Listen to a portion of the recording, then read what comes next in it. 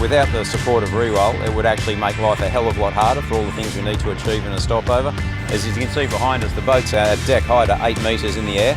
It's one thing to have a static scaffold behind the boat, but to be able to do the true maintenance on the hull surfaces, the keels, the daggerboard bearings, rudders, things like that, to have that accessibility that's mobile to move around everywhere, it's second to none. So yeah, they play a huge role in how the boats are serviced and put back in the water.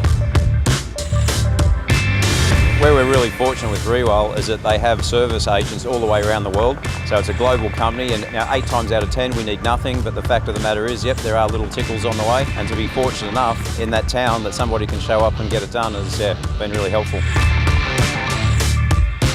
They add to the efficiency of the entire Boatyard crew, and it just helps make that transition from a boat that shows up to a port that's been pretty beaten to a boat going back into the water to start the next leg in absolute mint condition.